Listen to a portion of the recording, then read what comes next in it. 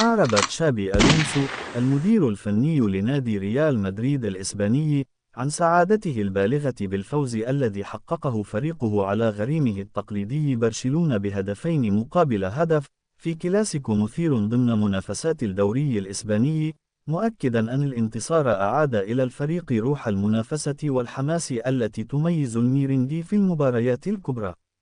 وقال ألونسو في المؤتمر الصحفي عقب اللقاء: الفريق كان متحمسا للغاية منذ البداية، وتحدثنا قبل المباراة عن أهمية الفوز في مثل هذه المواجهات التاريخية، لأن الكلاسيكو ليس مجرد مباراة بثلاث نقاط، بل يحمل دائما طابعا خاصا.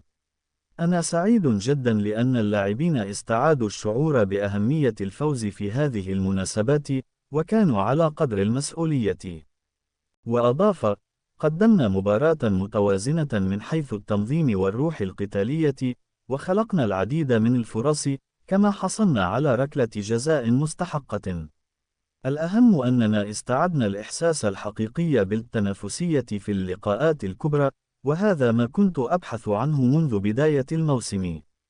وحول الجدل الذي أثارته تصرفات النجم البرازيلي فينيسيوس جونيور خلال المباراة، أوضح ألونسو: فينيسيوس ترك الكثير من الإيجابيات داخل الملعب، وساهم بشكل واضح في الانتصار. ما حدث سيتم مناقشته داخليا بيننا، لكن لا يجب أن نغفل دوره المهم في هذا الفوز المستحق، حتى وإن كان الفارق ضئيلا في النتيجة. وأشاد المدرب الإسباني بالأداء الجماعي للاعبي ريال مدريد قائلا: رأيت فريقا متحدا يعرف متى يعاني ومتى يهاجم، وهذا ما يجعلني فخورا بهم. الجميع كان على قلب رجل واحد، وهذه نقطة تحول كبيرة في الموسم الحالي.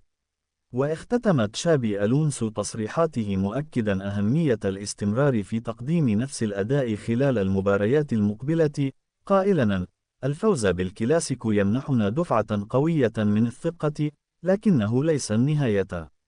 علينا أن نحافظ على هذا الزخم والروح في كل مواجهة، لأن البطولات تحسم بالاستمرارية وليس بالمباريات الكبيرة فقط.